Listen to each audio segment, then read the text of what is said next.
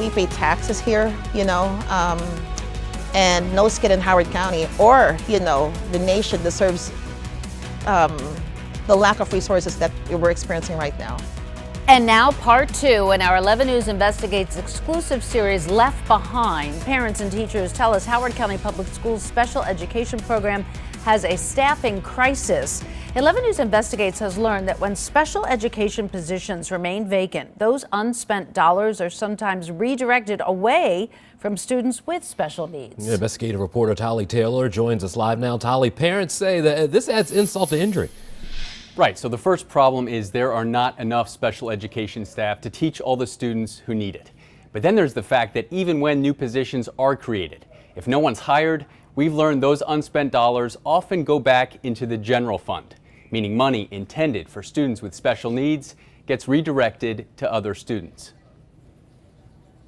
Mary Beth used to enjoy math, but then in September, her mom says Howard County Public Schools special education staffing crisis came to her 6th grade classroom. So since then, her ALS class of 6 kids have lacked a special ed teacher. Even the speech therapist is being shared between our school and another elementary school next door. Catherine DeCristofaro says her daughter was diagnosed with a moderate intellectual disability and selective mutism. And as a result, she has an individualized education program, or IEP, a legally binding document outlining goals and services. We purposely decided to raise our kids here to buy a house in the Blue Ribbon School District, and this is what we're getting. Paraeducators have stepped in to help, but without the proper training, DeCristofaro says Mary Beth is frustrated and has regressed. And these are kids who can't advocate for themselves. Why are you crying, Mary Beth? In December, DeCristofaro says she sent this video to Howard County Superintendent Bill Barnes. You could understand math? Yeah? Yeah. We've never seen her that upset before. So that tells me that she's not getting the focus that she needs, particularly for that subject matter. DeCristofaro says the IEP staff and school principal have been supportive, but can't do anything to fix the staffing issues. And now, 5 months have passed. And this is already her second chance at life, and we want to make sure that we're setting her up for success. Last week, 11 News Investigates revealed that 69% of Howard County Public Schools staff vacancies are in special education. Superintendent Barnes has said his goal is to hire 149 special educators by next year. But what happens if those positions are never filled? So basically, any vacancy that's not filled, the money goes back into the school, basically whatever the school system wants to spend on. Teachers Union President Ben Schmidt says over the past 5 years, the district has created about 100 new staff positions.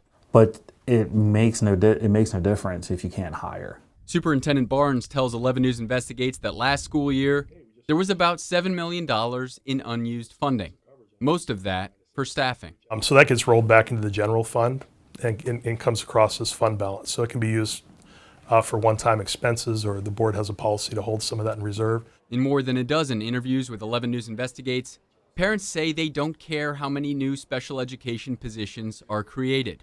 Their concern is that the money for unfilled positions is diverted to the general fund instead of being spent on their kids. Yeah, in some cases that's true. Barnes says sometimes he's able to target a portion of the unspent funding towards students with special needs, like last fall, when he reallocated some of those dollars to create 15 special education paraeducator positions. I don't think we're doing that aggressively enough, as we might, because I think parents are right. We should be using every dollar and supporting the students that those dollars are allocated for. Within his first 90 days as superintendent last summer, Barnes announced the district's special education program would be audited, with results due back in the next few months. While Barnes waits for that, Mary Beth waits for a new special education teacher. Her life is already complex, and she doesn't deserve to go through all of these issues at school. That complexity, both Mary Beth's kidneys failed several years ago, her father donating one of his own to save her life. A transplanted kidney only lasts 13 years. So what kind of life am I, what kind of life are we setting her up for? Thanks to the transplant, DeCristofaro calls Mary Beth's life right now a miracle. But that doesn't mean she'll stop fighting for her daughter's future. And education is a big part of that. We want the remaining years that she's been given to, be fulfilling for her, to be happy. DeCristofaro says she was told last week that Mary Beth may get a new special education teacher sometime in March. In part 3 of our exclusive series, Left Behind, 11 News investigates why so many Howard County parents say their calls for help are being met with silence.